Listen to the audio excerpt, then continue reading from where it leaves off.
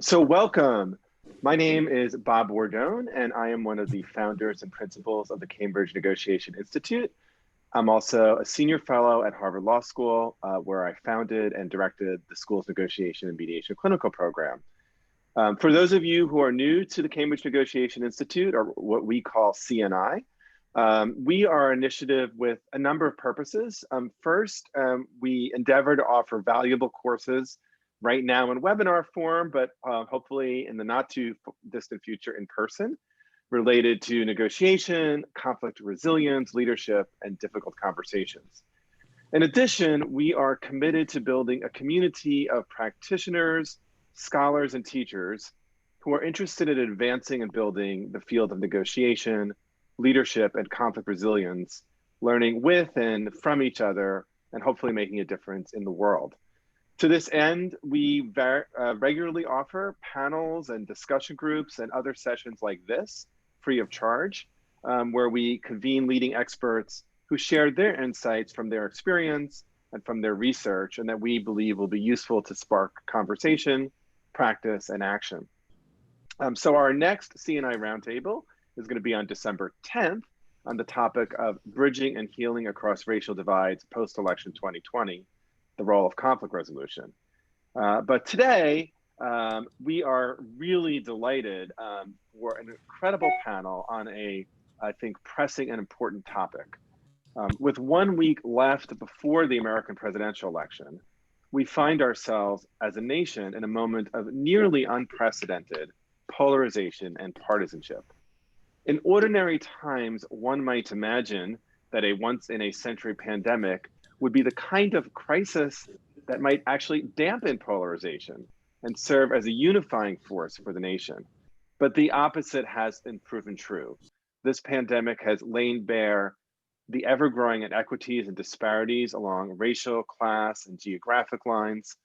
Events of 2020 have really forced a reckoning on issues of race and equality in the nation, and have really exacerbated and brought to the fore political, cultural, and class divides that have been really growing since the 2000 election.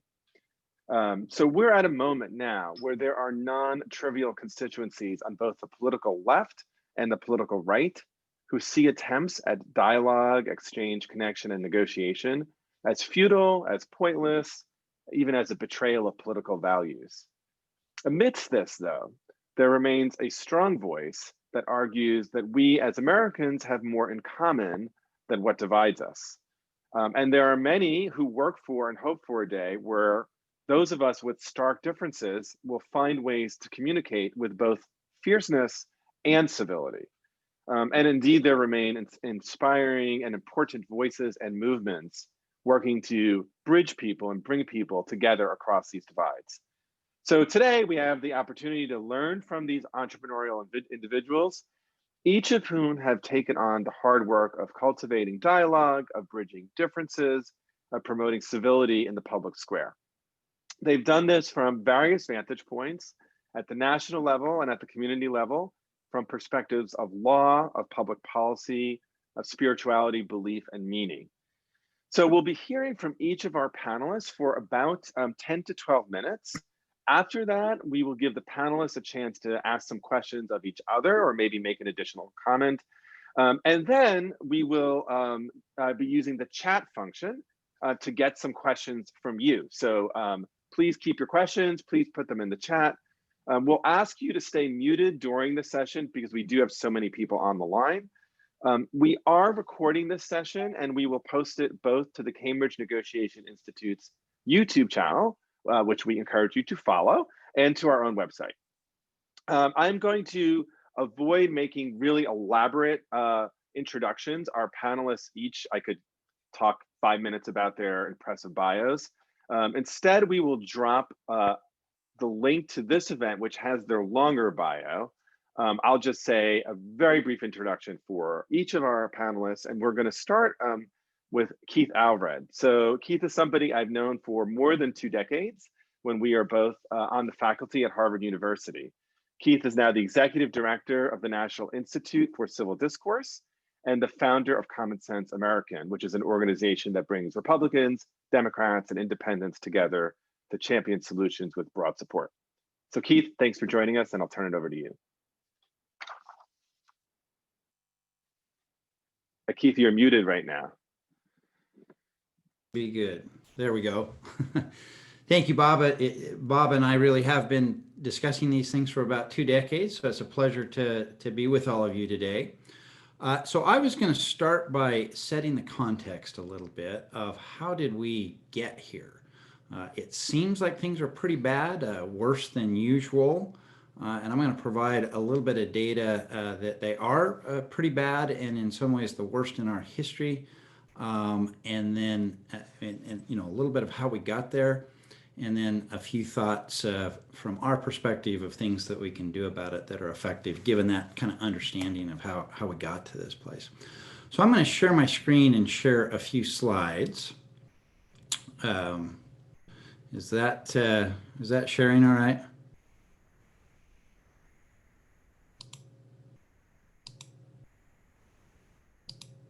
Sorry, is that sharing okay? Yes. Okay, great. All right, so I would, there's a lot of things that contribute to the current rancor and polarization that we have in our politics and across other divides. But I would really emphasize 2 particularly important ramifying steps that have taken us to today's bitter divisions. And I think of them as kind of deep systemic kind of changes, first order effects that have given rise or made possible a lot of other second and third order effects. And so to just summarize those, first is ideological sorting, and that's something that started in about the 1970s. And it's the move that both parties have made from a mix of conservatives, moderates, and liberals in their party to more ideological purity. So today, the Republican Party is by and large conservatives with not very many moderates and virtually no liberals. And for Democrats, by and large liberals, few moderates, and virtually no conservatives. And that's a change. For almost all of American history, we have had ideologically mixed parties. And the second one is social sorting. And this is a trend that began in about the 1990s, maybe a little earlier, but really picked up speed in the 1990s. And this is a trend where our other social identities, things like whether we live in an urban or rural area, whether we go to church once a week, what our race is, have become much more aligned with party identity than they were in the past. So I want to just dive in to each of these a little bit more.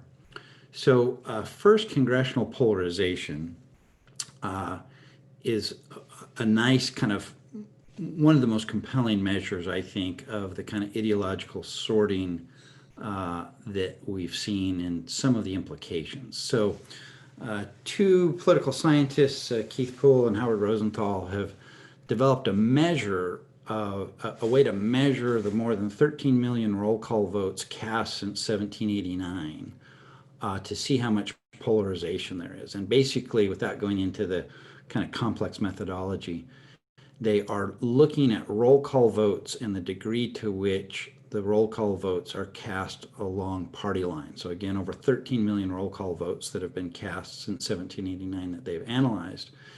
And they have created then the Congressional Polarization Index, again, a measure of the degree of party line voting in the Congress going back all the way to 1789. So I'm going to just put a few more landmarks on the slide here and then unpack this a bit. So one thing you see is that there is this more than 40-year trend of increasing polarization, and that by the 114th Congress that wrapped up in 2016, we had broken the record for the most polarized Congress in over 230 years under the Constitution.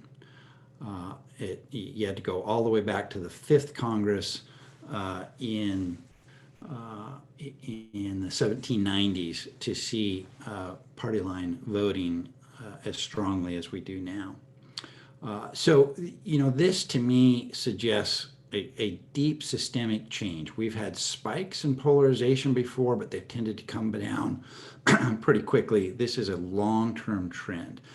And we've been more deeply divided in our history. We've had a civil war. We have, I think, still the civil rights movement and Vietnam War era was an era of deeper division, but those broke across party lines. They didn't break cleanly across party lines. So what's new here is that we are so divided, at least the Congress is so divided, along party lines. So that's a measure of ideological sorting. And then, sorry, my screen, there we go. And we'll go to social sorting now. So in the 1990s, these social identities that I mentioned began to align much more with party than they had in the past. So in the 1960s or 1970s, if you knew how often somebody went to church, whether they lived in a rural or urban area, what their race was, it told you almost nothing about whether they were Republican or a Democrat. It was almost completely uncorrelated. That began to change in the 1990s, and they began to be aligned with party.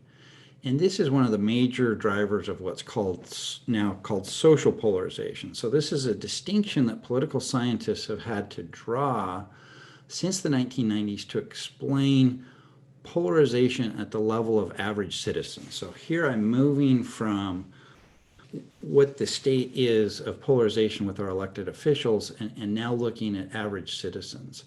And the distinction that political scientists have felt a need to draw is between issues and social or affective polarization. So issues polarization is the differences between Republicans and Democrats on specific policy questions. So you can just measure this by saying, on this or that specific policy question, what do you support, what do you oppose, and you can kind of get a measure of just how far apart they are on the issues.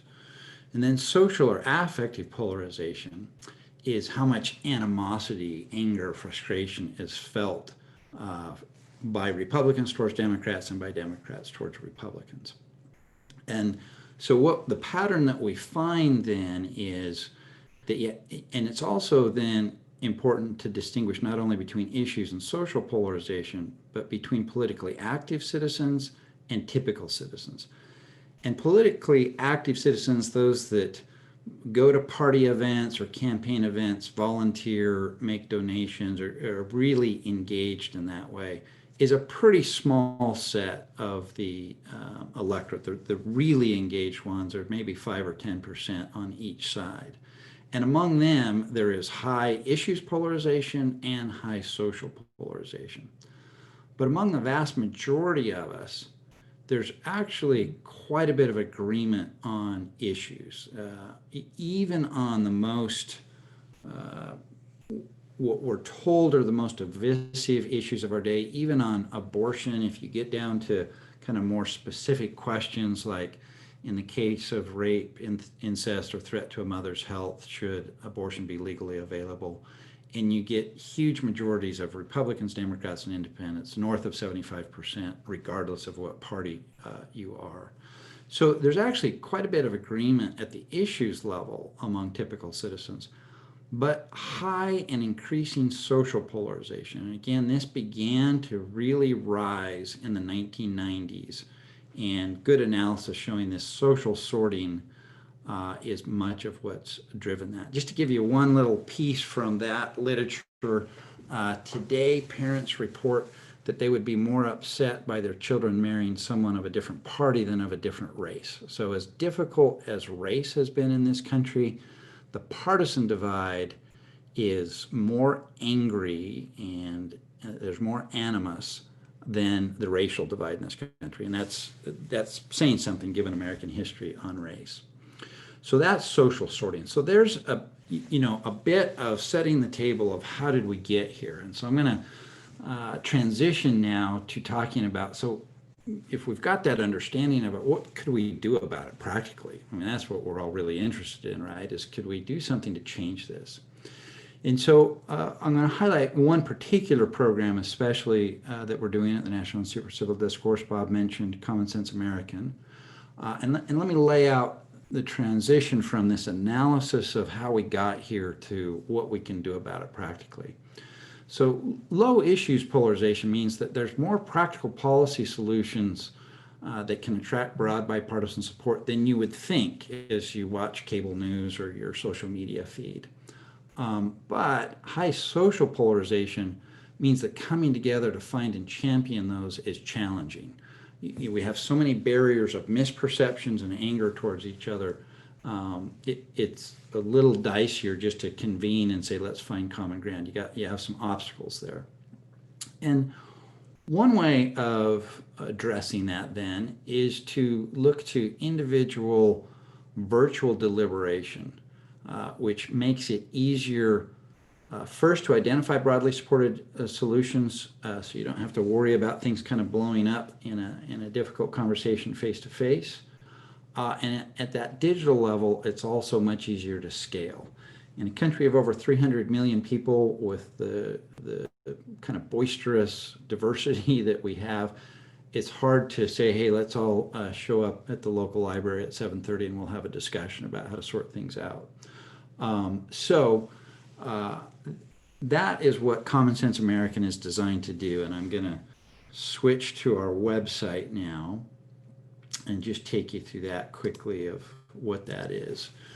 So we launched this in mid-January of 2019, and we have everyday Americans joining, and we take 4 steps together.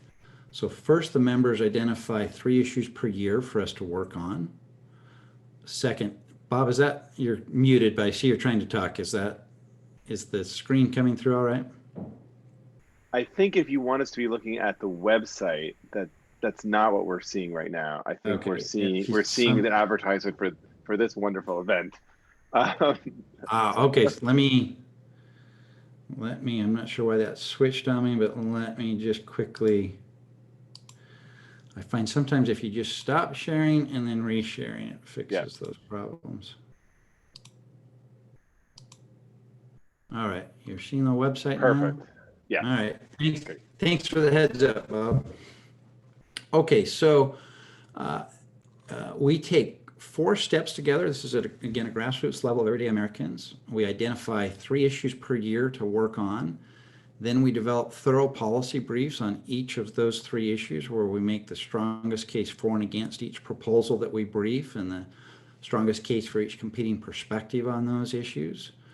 And then each member commits to spending 90 minutes per year reviewing the issue that they get assigned to and then weighing in. So for these are federal bills that we're looking at, federal legislation, they indicate whether they support or oppose each of those in the brief. And then fourth, we announce the national results of that. And then each member also commits to contacting their own members of Congress to share their own views. So we don't provide canned talking points or an official position.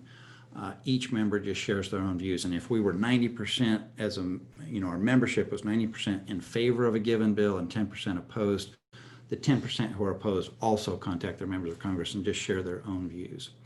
So we've been really pleased that at the reception there, we've been attracting members at about 3.5 times the speed and about 1/10 of the cost that we expected.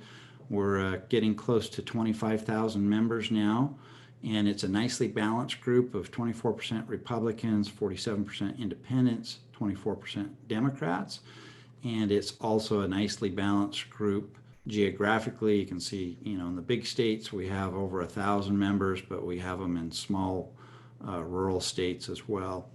And so we are working on our second issue now. Our first issue was surprise medical billing. We're now working on some congressional reforms.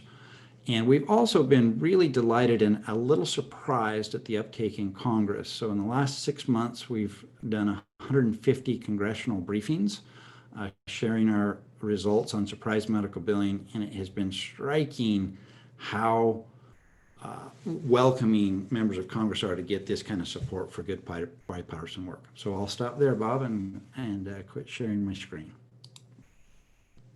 Keith, thank you so much for both the history and description of what you're doing. I'm sure there's going to be already some questions and a lot more to talk about. I'm now going to turn over to my friend and longtime colleague, Grande Lum. So Grande is currently the provost and a professor at Menlo College. He has a really storied career in the world of dispute resolution and served in the Obama administration as the director of the Community Relations Service at the Department of Justice. So Grande, thanks so much for being here, and I'll turn it over to you. Thank you, Bob. And what I really appreciate is Bob, the way you frame this, right? There's sort of three themes: polarization, why dialogue matters, and the 2020 election. I think it's ideal. I've been talking about the election for the last 2 weeks nonstop, as many of you have, I'm sure. And Keith did a wonderful job of talking about the challenges that we're facing and something he's doing. I'm going to focus, certainly, I appreciate the opportunity to provide my perspective at this moment in our national history.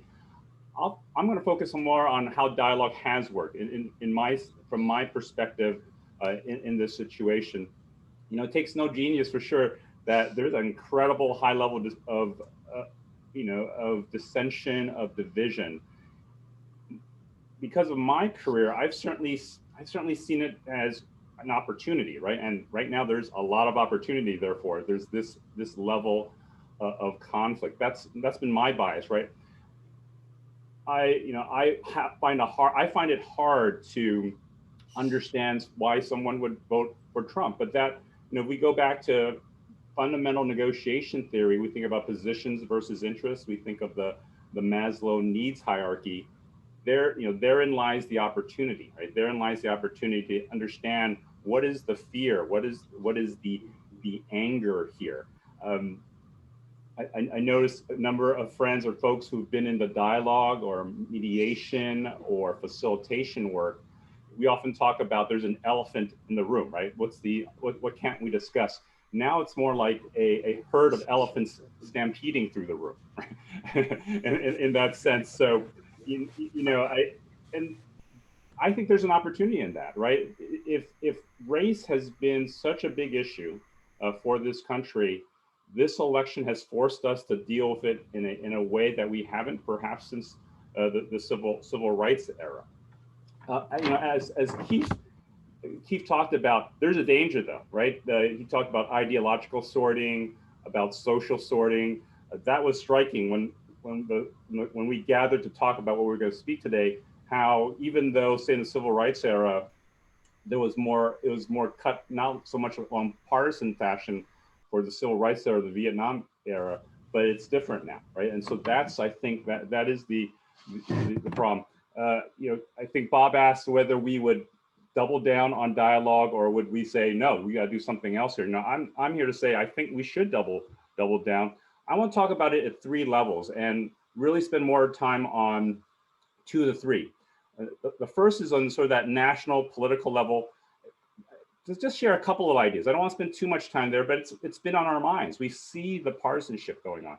I want to spend a little more time of my 10 minutes really focused on what's really happening when it comes to the issues. Let's say law enforcement and race, which has become partisan, certainly, but that there is actual dialogue, and there's dialogue that I've been engaged in. And some about the individual level, right? It's been really hard to have these conversations. I have people in my immediate family who are either voting or considering voting for Trump. I have a best friend who's doing that, and I find it really hard to have conversations like I think many of you may be having difficult conversations with, regardless of which side of it you're at. So let me just talk about it at the national level really quickly, right? It gives us this role modeling that dialogue doesn't work anymore. And I think it leads to the question that we're grappling with today. And there are ways, I think of it as, what can we structurally do? And this is why it's a longer term question, right? Can Birchby, the senator from Indiana, at one point got fairly close to changing the Electoral College, right? In creating a constitutional amendment. How do we think about redistricting, right? As was said, congressional members are more likely to face an attack from their left flank if they're Democrat or right flank if they're Republican. They have very little incentive today to have a true dialogue. I used to fly, when I was in the Obama administration, I used to fly from San Francisco to DC every week for 2 years because I was trying to stay in the Bay Area and work for the administration. I would see my congressional members with me every week because they were more focused on their constituency back in the Bay Area, whether it was Jackie Spear or Barbara Boxer or whoever it was. And they spend more time chasing it's more important to be on the shows, right? To speak to their side of it.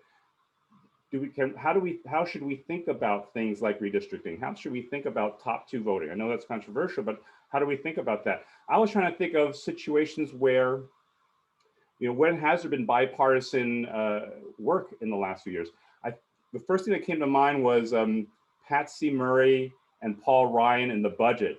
And then I looked back, I Googled it. It was 2013 when they actually did that. More recently, the only thing I could think about was Susan Collins. Remember she had the talking stick with the other Democrats and Republicans, and it was in 2018. But that was more of a show thing. And they're more the exception, I think, that proves the rule at a certain point. So I'll leave that aside. I mean, I think those are really hard, and we can see why things are going the way they've gone here. In terms of the issues, in terms of law enforcement and race, as Bob mentioned, I was in the Department of Justice. That was where a lot of the work that I did around Michael Brown, in working in Sanford after Trayvon Martin, Baltimore, Freddie Gray, that was a difficult time, and we have seen it come back again, right? With Breonna Taylor, with George Floyd, with a number of situations. Here's what I would say, and it's taken on a partisan divide as well.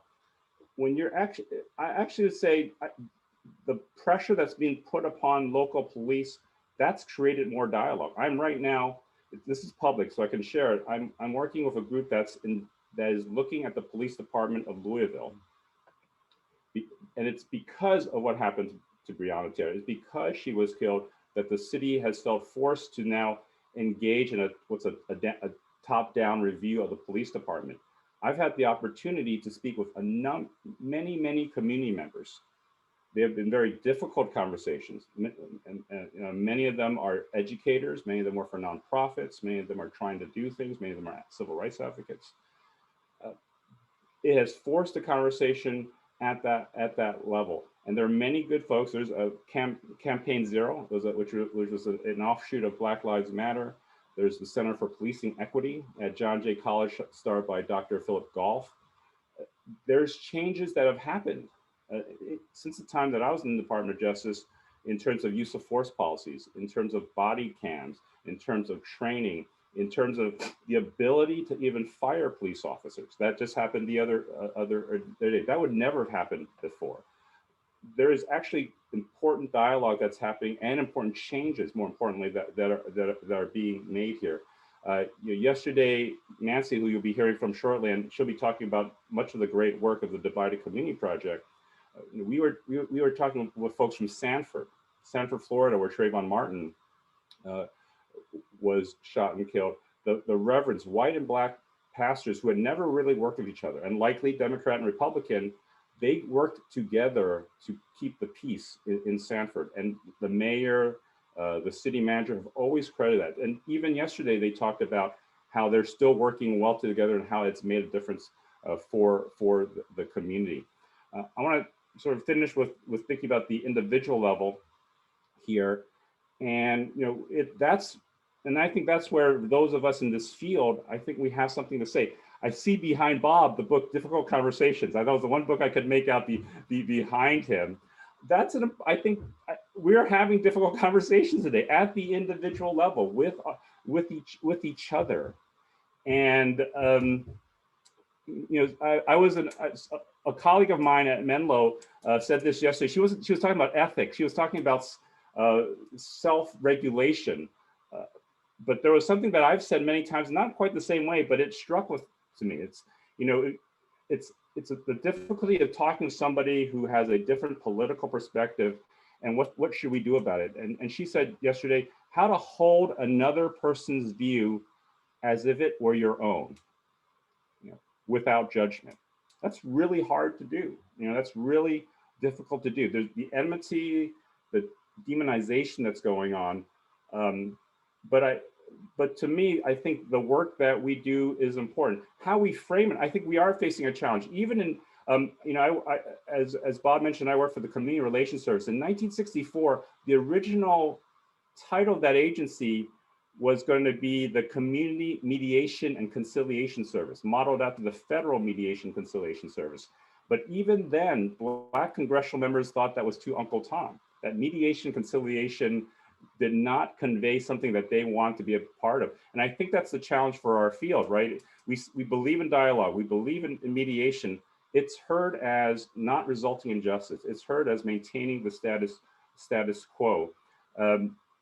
And I think that's the work, you know, we have to show, we have to prove in the way that we do it. And I think it's important.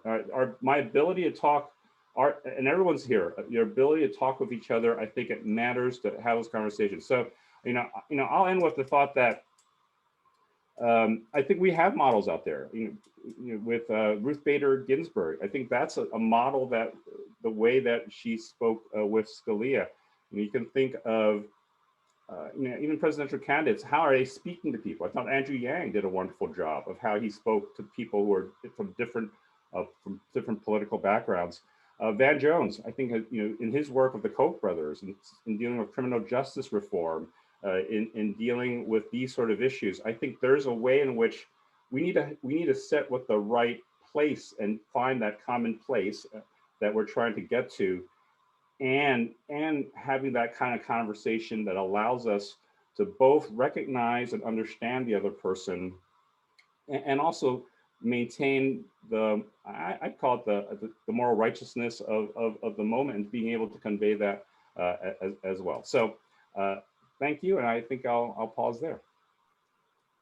Grant, thank you so much for those really thought-provoking remarks, and I'm particularly going to be interested later on in digging into the, I think, challenge that you've given us and strategies for how to hold another person's view as if it were your own without judgment, which seems like potentially a gargantuan task, but like a wonderful aspiration. So let me now turn to Nancy Rogers. So Nancy is one of my co-authors on a shared textbook, a great mentor and one of the legends of the ADR field. She's also a former Attorney General of Ohio, a former dean at the Ohio State Law School, and one of the founders of Ohio State's Divided Community Project. Nancy, thanks so much for being here, and welcome. Thanks, Bob. And I want to just say that the Divided Community Project is a kind of a collaboration of people like the group of people on this Zoom call, people who come from a dispute resolution background and who want to use their expertise and what they've learned along the way elsewhere to help the country in the time of polarization that Keith has described, and with some of the challenges you've heard about from Grande. For me, the spark to do this came while I was an Ohio Attorney General, and there was a police shooting of a completely innocent man, just a horrible, tragic event. And I called the Community Relations Service, being a dispute resolution background person, and worked with them somewhat, and could see a role for yet another kind of organization that worked with the Community Relations Service and the Justice Department, but independently of them. And others who've joined had different impetus, but they are like you. And I think that what I want to talk about a little bit is how I think you can do the same thing in a variety of ways, that this is not doable. I'll mention first that in one of the first things that I did was to first look at the predecessor to the wonderful new book that Grande has co-authored, Grande Lum has co-authored. It was then written by Bertrand Levine, and it talked about the beginning 25 years of the Community Relations Service. With Grande, it's now through the 50-some years and much more analysis. But several things struck me that were encouraging about getting involved. One was that CRS views their role as broader than dispute resolution. They're not limited to a process. They can pull other things. So for example, with that kind of permission and seeing the success of it, our project created a guide on using social media during times of division, because we saw that that was something that the leaders we were working with were having trouble doing. Secondly, we saw them as very proactive. And Bob Bordone and I have talked about this in the context of being designers, but CRS picked where they went by the need and the feasibility of making a contribution. And so rather than waiting for an invitation, they could be in the best, highest priority places. And another thing about starting was sometimes you look at a place and you say, gee, I don't think I could be accepted there. That doesn't end your action, and it never did for CRS. If we can't be accepted, who can? So for example, recently we noticed that a state attorney general's office was going to create a community relations engagement kind of a service. And we thought, boy, if they only could create something like the CRS, especially now under the current administration when it's become so small and not so easily available, it would be a real advantage. We knew no one there. We got to work calling people who knew somebody who knew someone there, talk to them about the potential for doing something like the CRS in that attorney general's office, and they did it. So I think there are ways in which it gave permission to intervene, and it also, we noticed that they ran alongside quite a bit, and we're doing a fair amount of that through what we call our Bridge Initiative, which is we look in the country where there are areas where it would seem as though mediation would be truly helpful, or some of this collaborative process. We simply get to know people and listen, knowing that at some point, perhaps we'll be invited in to make a contribution.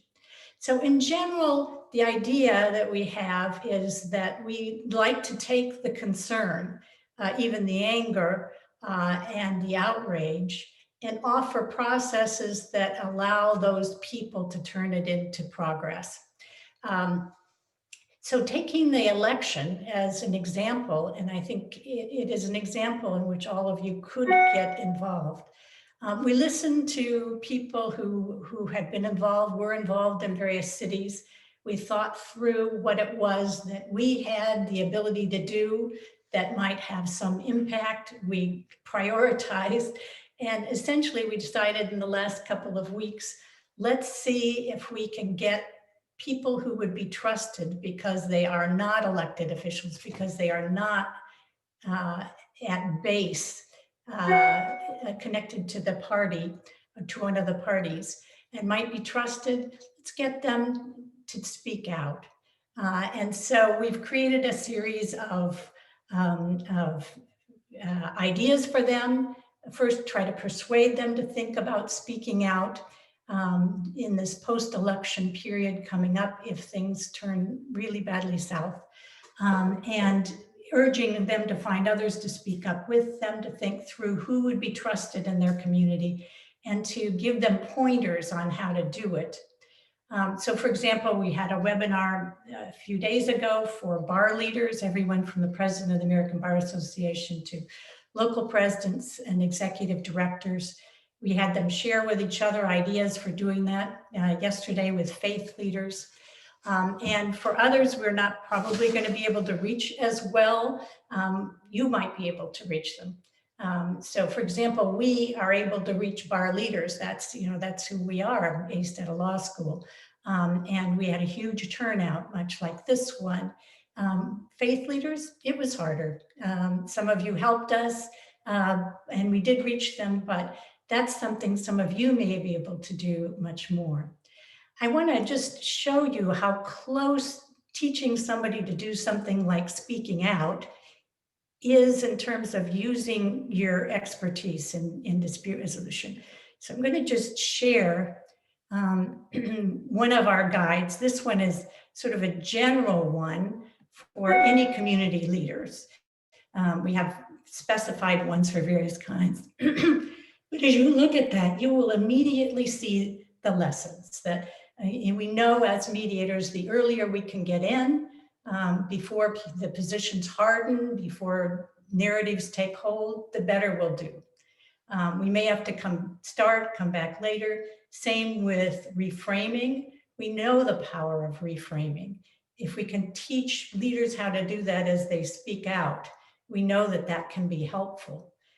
We know the role of increasing understanding when people are in conflict. We know the role as we get down to what you can see there of sharing goals, of reminding them of the goals that they share. We know, and if I could roll down better, you could see the role of persistence, of speaking out often, the role of an authentic voice. So essentially we're taking our expertise, and you can do the same, and our experience, we're running it by people, trying to use their language, and we are conveying that in ways that we can, usually one page, that we can do very quickly as a reminder to them, something they can put in front of them. We're doing the same with the students at universities. We were creating a one page on difficult conversations that the president of the university can email out on November 2nd, so that as they talk to their friends in this difficult time, they have at least a few pointers, a few ways in which to become involved. And it's been an interesting process. We had that request first from Ohio State University with its 60-some thousand students. And so we put it out broadly to get participation from the many people who study difficult conversations from all different viewpoints. And so it becomes a kind of voice of those people, a broader voice, and then a reference to a web page.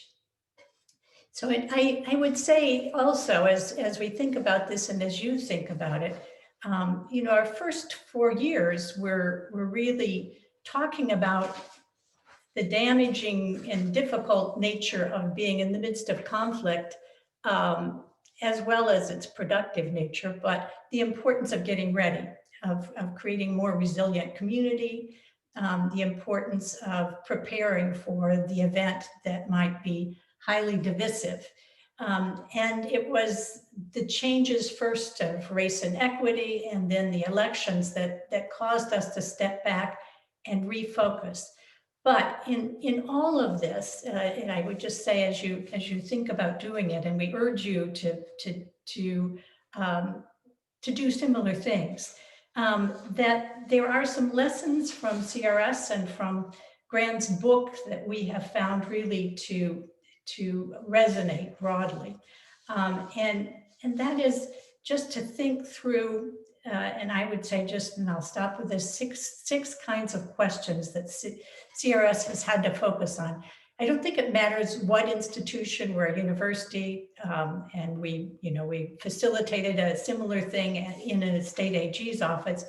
It's just a question of understanding that institution, but also figuring out what's your way to gain trust, and gain it quickly, to maintain it. What's your way of retaining an innovative and self-starting culture so that you can pivot quickly, you can really meet the most important needs that you have the ability to respond to.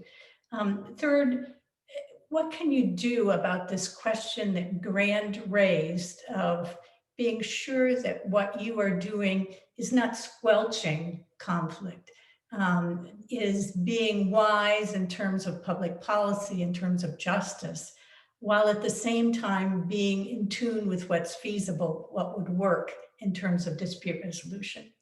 A fourth question that we feel like we're always attentive to is, how can you establish resources that can expand and contract, so that if you get into a matter where you know you're being useful and you just have to expand quickly, whether it's by contracting with many more people, you have the ability to do that.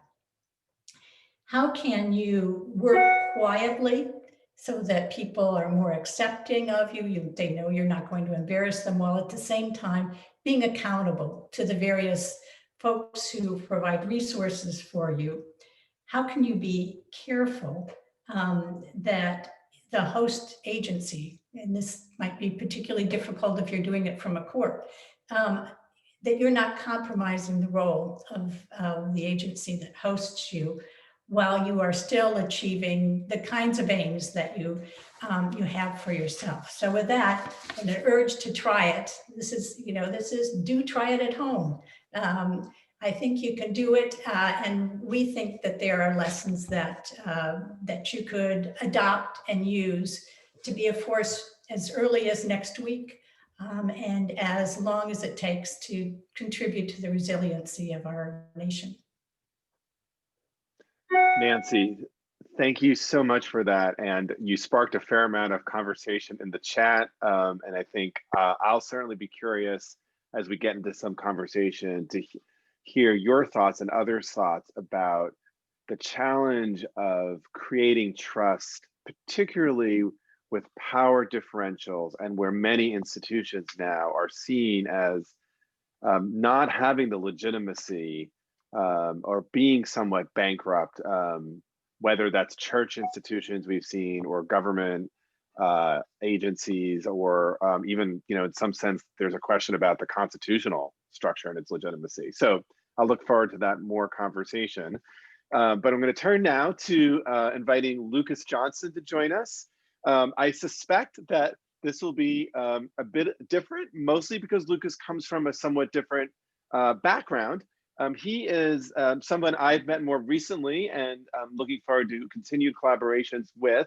He is currently the executive director of the Civil Conversations and Social Healing Project for Krista Tippett's On Being program, which I think many of you know or listen to her program and follow her work and her colleagues' work. And so we are just super delighted to welcome you, Lucas. Thanks for being here. Thank you, Bob, and thank you, Nancy, Keith, and Grande. It's an honor to be with you all and to have this conversation. And I also want to just acknowledge everyone who's joined us and recognize that these are not normal times. And I feel like I suspect that the people that have joined us today are people who care deeply about how we bring about the kind of relationships that are essential for our democracy and for our democratic participation. And so I'm grateful to be in such a space. I think there's so much. I'm so eager to get to the exchange between us all, because there's so much of what I heard that I appreciate and that I have questions about. I think it might be helpful to point a little bit to my background in terms of how I come to this conversation.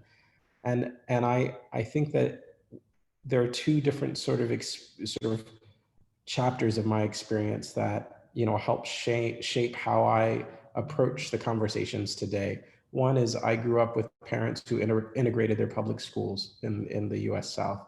And I had the privilege of being mentored by veterans of the civil rights movement. And so my analysis of where we are today is really shaped by that experience. On the other hand, I, through deep study of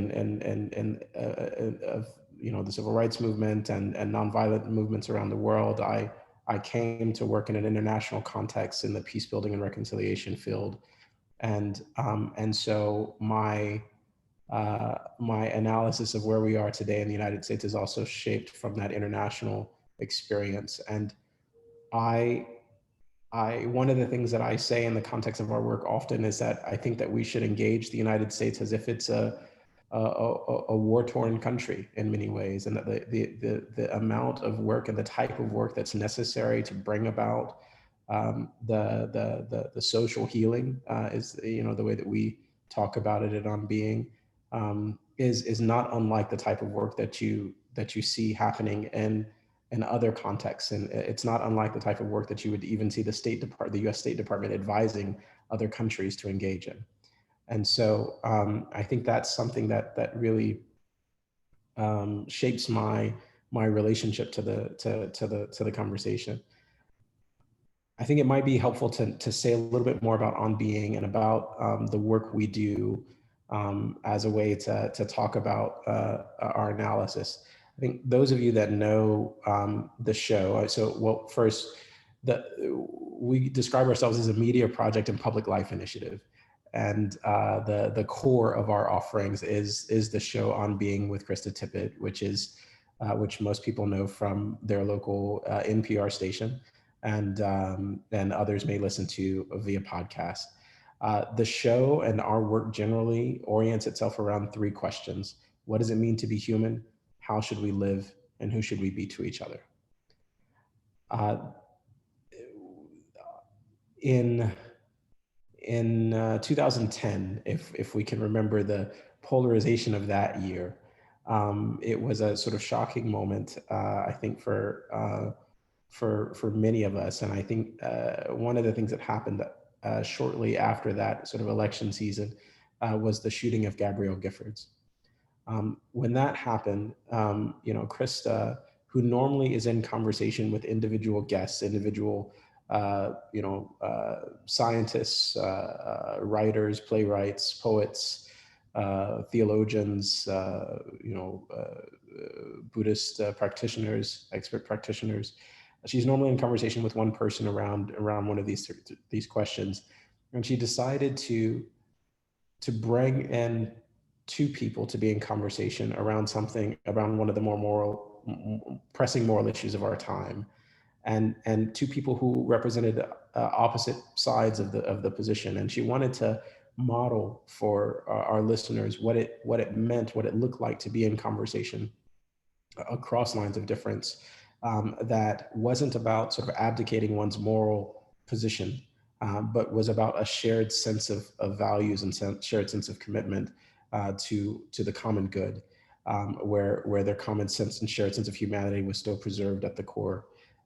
And the experience of that conversation and the way that people experience that conversation on the air is what produced the birth of the Civil Conversations Project at On Being. And so now our work for civil conversation and social healing is about accompanying communities around the country who write into us in response to our content, or who are aware of what we're trying to accomplish. It's about accompanying folks in these communities to have the difficult conversations, and in a similar way to I think what we've already heard. I want to point out a couple of things about our sort of orientation to this. One of the things that's important for us is that we see ourselves as really, equipping folks to regain muscles of being in relationship with each other that have atrophied, right? And that we've allowed to atrophy. We recognize that, people, because of the, maybe the very things that Keith was pointing out at the beginning, people have learned how to fall out of relationship, and people have even felt like relationship is in and of itself complicity with, against some of the moral ethical positions that we hold. We try to help people understand that our problems, our pressing moral ethical issues are not things that are going to be solved outside of the context of relationship, right? That we don't solve racism in one day. What we do is we change the character of how we interact with each other, right? And so that there's a process by which we have a disposition that makes us anti-racist, so to speak. But those are all things that happen in the context of relationship. We exist in relationship with each other. There's no other way to be. We just exist in relationship to each other. We can choose that we exist in, we can exist badly in relationship to each other, or we can ignore each other. But that is nature of how we exist in the world. And so we have to make a decision about what that existence is going to look like in our shared democracy. And so one of the things that we try to do is reorient people towards the conflict that we experience in our lives. And Nancy, you alluded to something just now in terms of not wanting people to squelch conflict in the context of their work, right? Because conflict in some ways presents an opportunity for us, right? It presents an opportunity for us to understand what's important to us, right? And so this fractured place that we're in is a moment of opportunity in many ways. Grande, I think you were speaking to that as well. I think the other thing that we try to do is, we're always also trying to equip people for the inner work that is necessary to be hospitable in the context of conflict, right? Because when we as people are walking around carrying a lot, right? And one of the things that we need to think about is, are we even creating a hospitable place for someone to change their mind? Are we creating a hospitable framework for someone to be vulnerable and admit that they are wrong? And then are we creating a space within ourselves? Are we prepared in ourselves to be vulnerable in that way, right? And so we recognize that there's a sort of inner work that is necessary at the same time as we're doing this outer engagement. We organize our work around what we call grounding virtues. And those virtues are words that matter, hospitality, humility, patience, generous listening, and adventurous civility.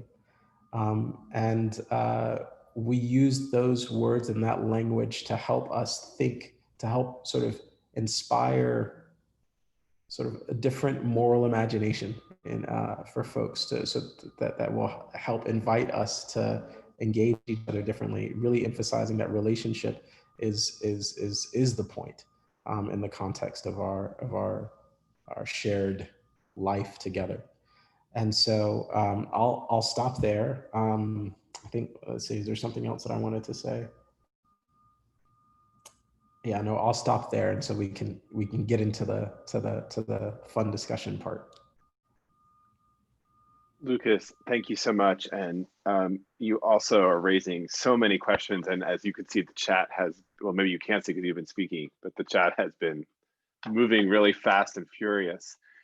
Before I look to the chat generally, though, I guess I wanted to invite our panelists, if there's a thread or something someone else in the group said that you would want to amplify or speak with each other a few minutes, I want to give you all an opportunity to do that before I head into the chat.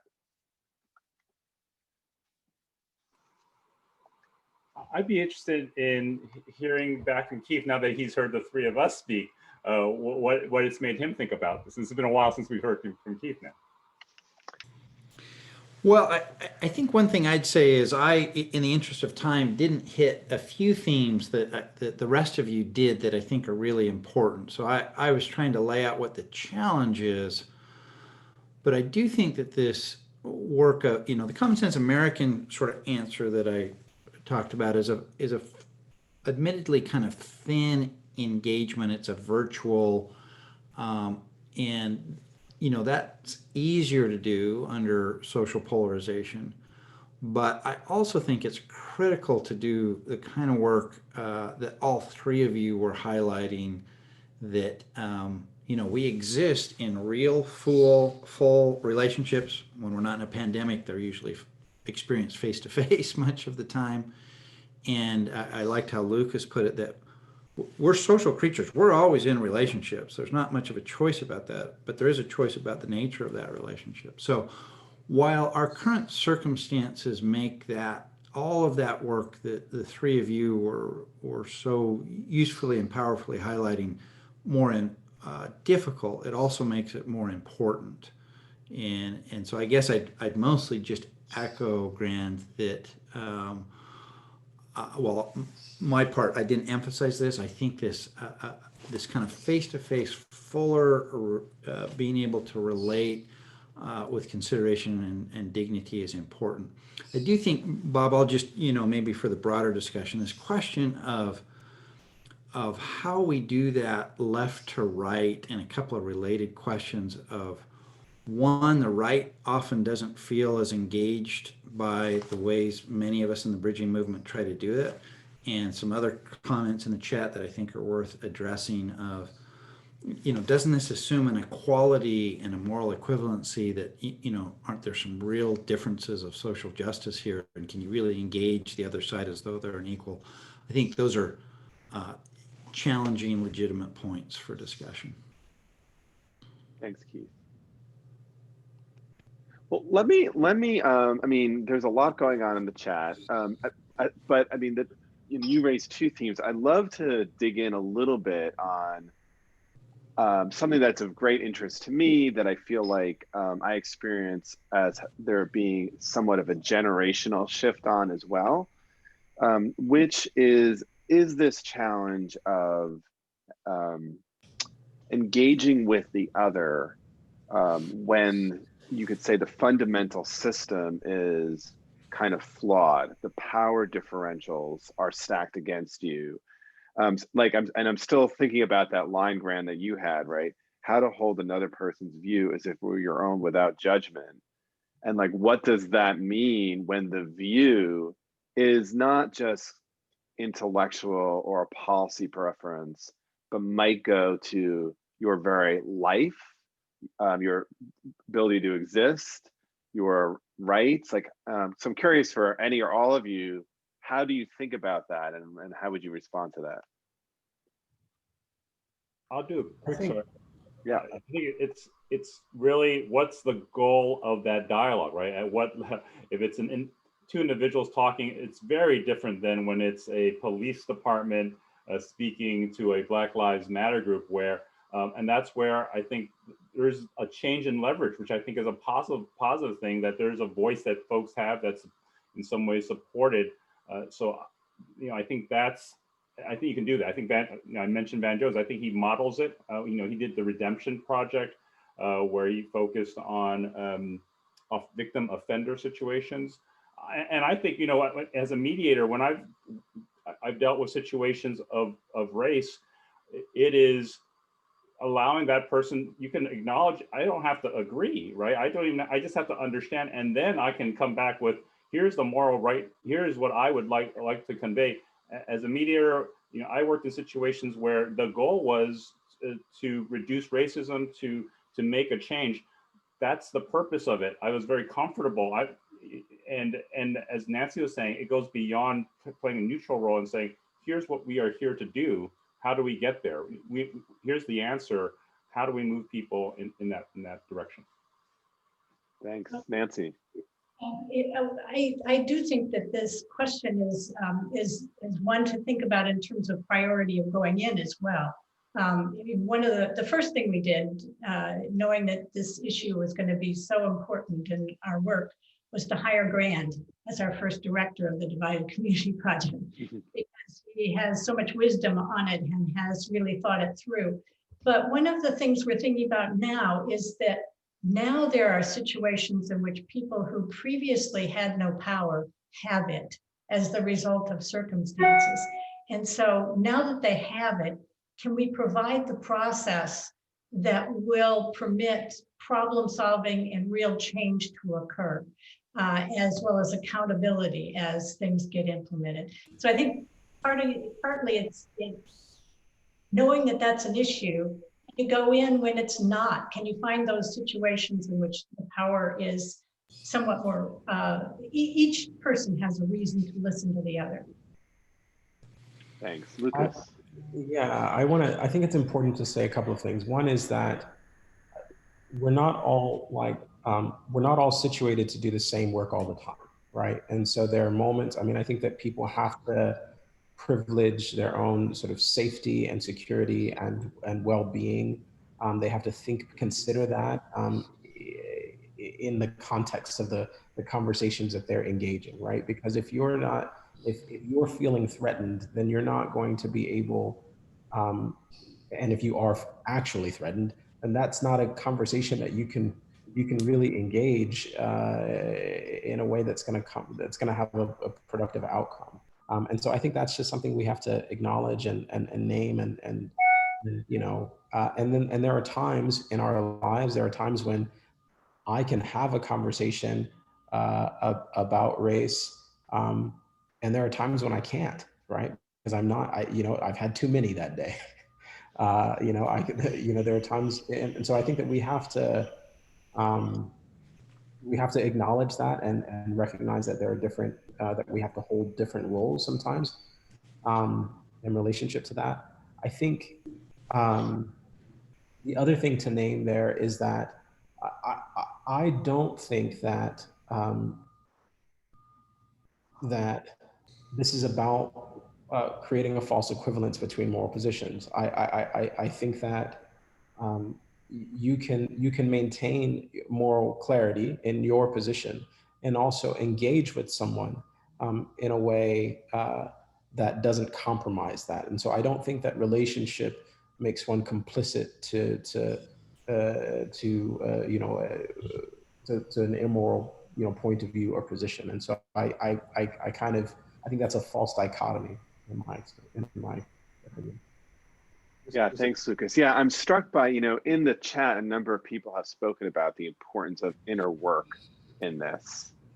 And I think that that is a really important piece in a number of ways, at least from my perspective. One is developing a capacity to enter into space that feels very uncomfortable and unsettling.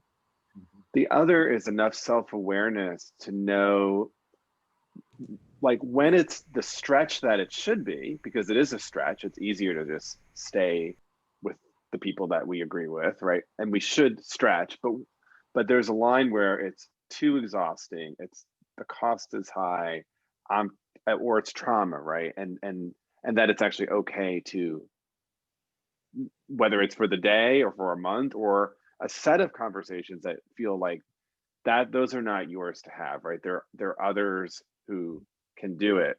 I'm curious if any of you would respond to this in some way. You mentioned something, Lucas, about regaining muscle, which suggests that that there was something that existed that has been lost. And I'm curious, it doesn't need to be you, Lucas, it could be, but I'm curious what people's reaction to that is and what you see as the loss and kind of how that happened and how do we get it back?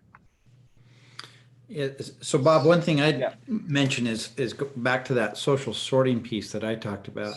It used to be a much more common experience that you would engage someone of a different partisan perspective because they were in your neighborhood or at your church or even in your political party. There was a range of moderates, liberals, and conservatives. As we've done that social sorting, I think that analogy works. Those muscles don't get worked out, right? We used to just more naturally fall into, oh, I really disagree with this person on policy, on politics, but I know they're a good person because I was volunteering at the soup kitchen with them, or that, so I've engaged them as a full human being rather than the stereotype of an opposing political position.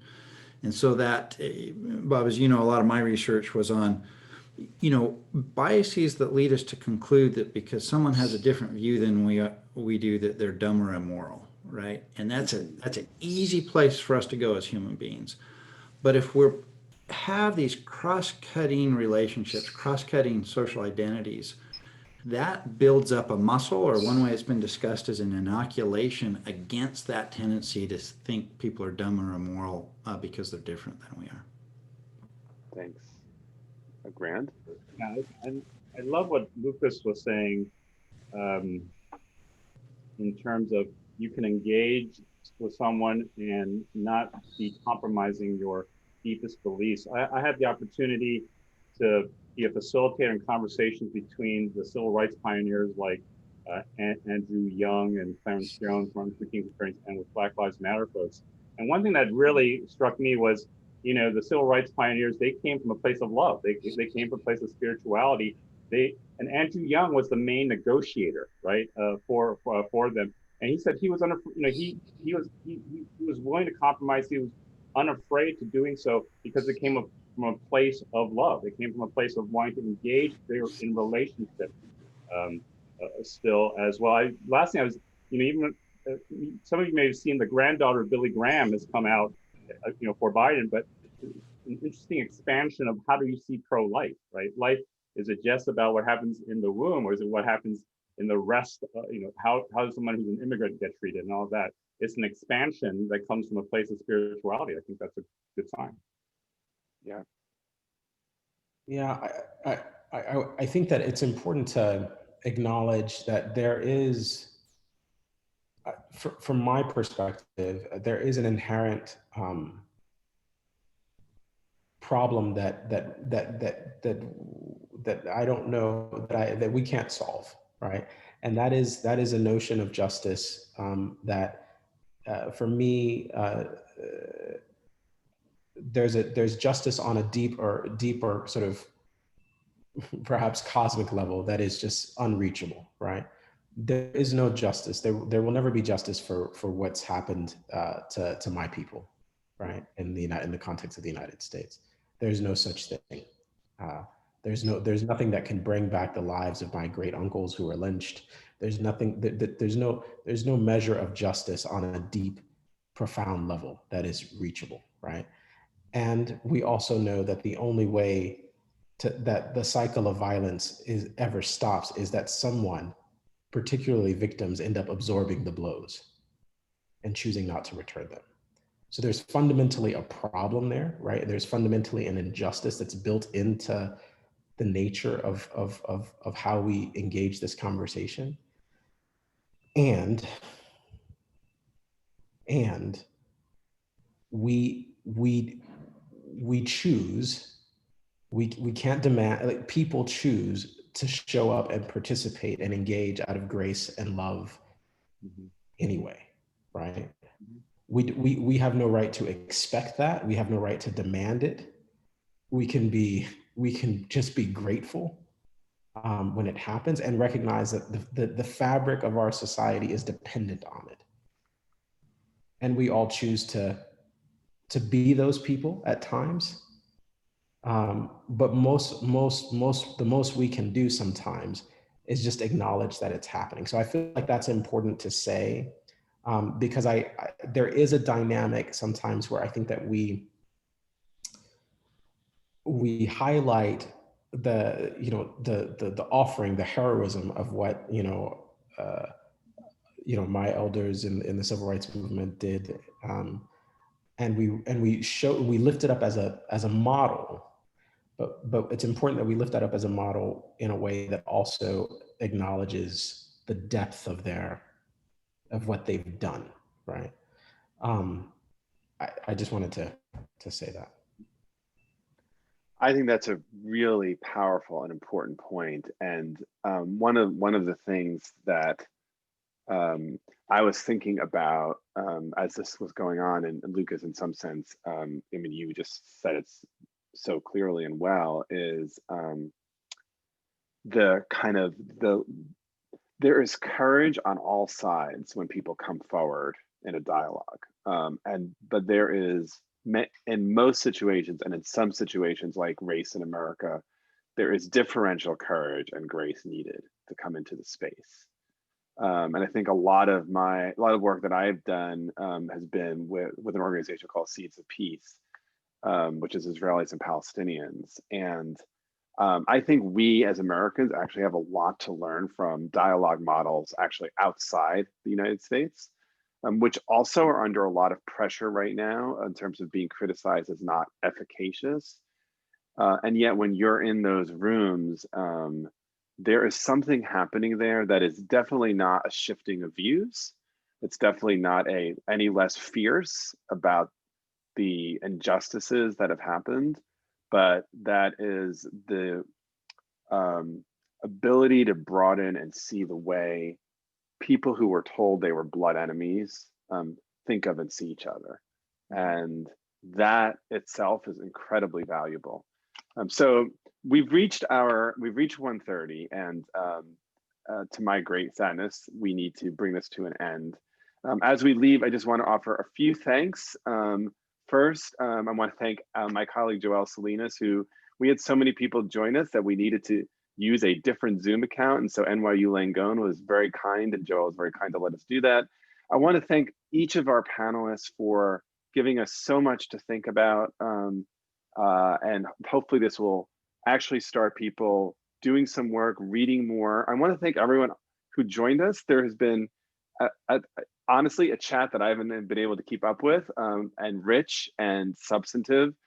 So thank you for that.